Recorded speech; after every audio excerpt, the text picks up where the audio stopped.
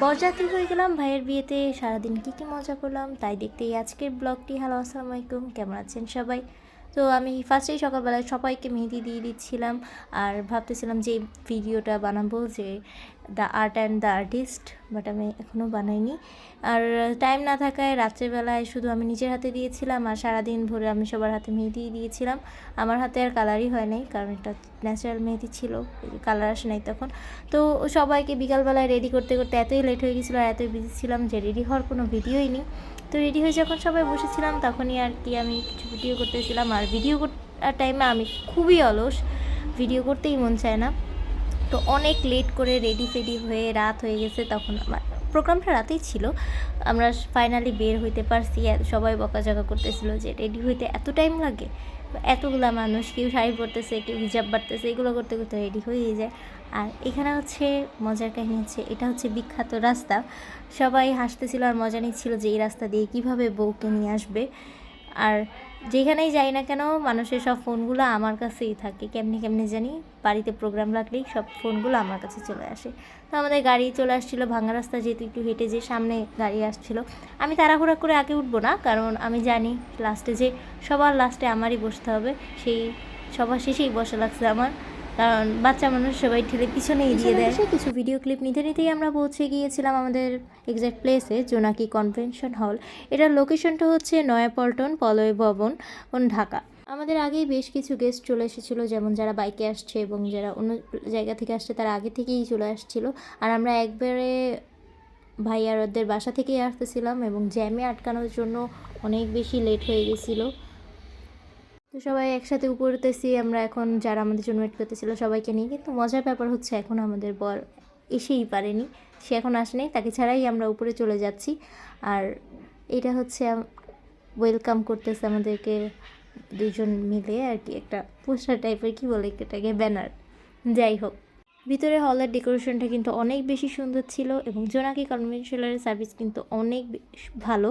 তো যে কোনো বিয়ে প্রোগ্রাম বা বার্থডে পার্টি আমি আপনাদেরকে সাজেস্ট করব যে অবশ্যই আপনারা এখানে করতেই পারেন। সুন্দর আছে প্লেসটা এবং একটা ঢাকা একেবারে মেইন এর উপরে। তো এখন সবাই একসাথে পরিচিত হয়ে দুই পক্ষের সবাই গল্প করতেছিল। আর এখানে স্টেজ ফাঁকা থাকতে থাকতেই আমি এর মহিমা যে সবাই মিলে যে কয়েকটা ফটো নিয়ে নিলাম, কারণ একটু পরে এটাতে আর ফাঁকা পাওয়াই যাবে না। আর এখানে এসে আজহা খুবই খুশি, আর এখানে আগে থেকেই আজহার কয়েকটা ফ্রেন্ডও ছিল, তো তাদের সাথে দেখা হয়ে সব কিছু মিলে আজহা অনেক খুশি। আমরা কিছু ছবি নিতে নিতে এখানে কিন্তু আমাদের বর চলে এসেছে এবং আমি আমার জায়গা চেঞ্জ করে বাইরে এসে দাঁড়ায় পড়ছি। আর এখানে আমরা বার্গেনিং করতেছি যে ওদের, এটা আসলে মজা যে ওরা একটা চাইবে আমরা কমায় পড়বো। এটি ফাইনালি ওদের মদের সাথে এবং আমাদের মদের সাথে মেলার পর আমাদেরকে ঢুকতে দেওয়ার হচ্ছে। তো তারা এখনও পর্যন্ত আমাদেরকে সিজারটা দিল না, ইচ্ছা মতো ফুল টুল মেরে, কিন্তু আমরা না করার সত্ত্বেও বলতেছে যে এটা তো স্প্রে না, তো প্রবলেম কোথায়। তারপর হচ্ছে ভাইয়াকে যখন শরবত খেতে দিচ্ছে তো বলতেছে যে এটার ভিতর কি কিছু মিশানো আছে কি না, বা টেস্ট কেমন, ওরা বলতেছে না ওরা এইসব মিশায় না। তো আমরা ফাইনালি আমরা সেই মূল্যবান সিজার পেয়ে গেলাম, যেটার জন্য এত কষ্ট।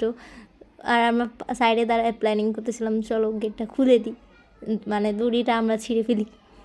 যাই হোক, ওদের মন মতো মিলার পর আমরা ঢুকার পর এই হচ্ছে আরেক জেলা, যে ক্যামেরাম্যানের মন মতো হইতে হবে, যে বর ঢুকতেছে এটার একটা ক্লিপ নেবে। পুরাটা টাইম আমাদের মনে হয় ক্যামেরাম্যান অতিষ্ঠ করে ফেলছে, যে এইভাবে দাঁড়াও, ওইভাবে দাঁড়াও, এইভাবে হাঁটো। ওইখান থেকে হেঁটে যাইতে যেতেই মনে হয় 5 মিনিট লাগছে, এতটুকু রাস্তা, যে ওরা এইভাবে দাঁড়াও নয়তো ওইভাবে দাঁড়াও। যাই হোক, তারপরে আমরা ঢুকে পড়ছি। আর এখানে ভাইয়া এসে ফুপির সাথে দেখা করতেছিল, কারণ ওনারা তো অনেক আগেই আসছিলো আর ভাইয়া মাত্রই আসছে আর কি।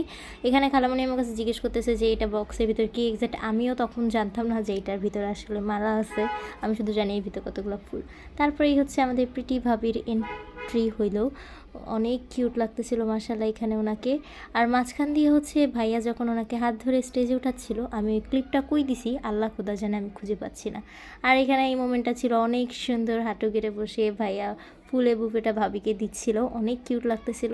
তো এইসব করতে করতে অনেক বেশি রাত হয়ে গেছিলো, প্রায় 11টা 10টা 11টা বেজে গেছে। তো আমরা সবাই খেতে বসে গেলাম। আর আমি এখন বিকালবেলায় বসে ভয়েস দিতেছি, তাও আবার 1 সপ্তাহ পরে। আর আমাদের বাসা যেহেতু দোতলা, এই জন্য সব রাস্তার সাউন্ড আমার এখানেই। তো খেতে বসেই আমি যে ভিডিওটা করতেছিলাম, আমি ভিডিও করার টাইম এই যেগুলো যে করছি আমি আসলে খুঁজতেছিলাম যে আমি এই ভিডিওগুলো কোন ফোনে করছিলাম। মানে একবার এক একটা ফোন আমার হাতে থাকে, আমি ওটা দিয়েই ভিডিও করি। আর তখন আমি এডিট করার সময় কোনো ভিডিওই পাইতেছি না, ভাই কী করছি আমি এতক্ষণ। তারপর আমি এই আঙ্কেলের কাছ থেকে ওই আন্টির কাছ থেকে এক একটা ভিডিও ক্লিক করে প্রপার একটা ভিডিও তৈরি করছি, তাও একেবারে 1 সপ্তাহ পর। মানে আমার পুরো 1 সপ্তাহ টাইম লাগছে, মানে এত ইয়ার্স আমি, বাদ দাও। আর আমি এই যে যখন চিকেনগুলো দেয়, মানে রোস্টগুলো দেয়, তখন আমি আল্লাহর কাছে দোয়া করি যেন আমার কপালে লেগ পিসটা পড়ে। আলহামদুলিল্লাহ সবসময় লেগ পিসই পড়ে। আর এখানে কাচ্চি দেখে আমি ভাবছিলাম আমি মেবি পুরো 2-3 প্লেট খেয়ে ফেলবো। এই জন্য আমি ফার্স্টে তো অল্পই দেয়, ওইটা প্রায় শেষের পথে তখন আমি নিজ ইচ্ছায় আবার নিলাম, কিন্তু কিছু খাইতে পারলাম না। জাস্ট একটা চিকেন খাওয়ার পর আমার পুরো পেটটাই ভরে যায়। আর এটা হচ্ছে আস্ত একটা খাসি, কোনোভাবে বড় বোঝা যাচ্ছে না, কিন্তু এটা অনেক বড় ছিল। এই আস্ত খাসি মানে বর বউয়ের জন্য, কিন্তু বর বউরা খেয়েছিল হচ্ছে রাত 2টা বাজে। যাই হোক, এখানে ভাবি এসে স্টেজে বসে গেছে আর সব কিছু জুয়েলারি ঠিক করে দিয়েছে। আর এখানে আবার ক্যান্ডিডেট ছবি তুলতেছিল সবাই মিলে, ওরা আর কি, যে বউকে রেডি করতেছি। তো আমরা খাওয়া দাওয়া শেষ করে এসে ফ্যামিলি ফটো নিতেছিলাম, যে যারা যারা আর কি বরযাত্রী পক্ষ থেকে আসছি, এরকম পার্ট করে ছবি তুলে নিচ্ছিলাম। কারণ এখন অনেকেই চলে যাবে, অনেকে বাসায় অনেক দূরে, অনেক রাত হয়ে গেছে, প্রায় 12টা বেজে গেছে। যেমন আমার আম্মুই রাত্রে থাকে নাই, চলে আসছে। আর সবাই বেশিরভাগ চলে গেলেও আমি কিন্তু একবারে বউকে নিয়ে বাসায় গিয়েছিলাম 2টা 30-এর দিকে। আমি বাসায় গেছি একেবারে বড় বউয়ের গাড়িতে, কারণ তার আগের গাড়িতে আমার জন্য জায়গা হয় নাই, আমি একাই এক্সট্রা হয়ে যেতেছিলাম। এই জন্য আমি থেকে গেছি পুরা। যখন এই সব লাইটিংও খুলে ফেলতেছে তখনও আমি এখানে ছিলাম। মানে এই 2-3 দিন ঘুমই হয় নাই। একদিন রাতে আমি নিজের হাতে মেহেদি দিছি, সারাদিন আবার অন্যদের হাতে মেহেদি দিছি, এগুলো করতে করতেই 3-4 রাত চলে গেছে। আর এখানে রাত 2টা বাজে এসে আমার আর কোনো ইচ্ছাই ছিল না ভিডিও করার। এরপরও আমি এক ফোনে পেয়েছি ভিডিও। ছিল আজকের বিয়ের ব্লগ। তো সবাইকে আল্লাহ হাফেজ।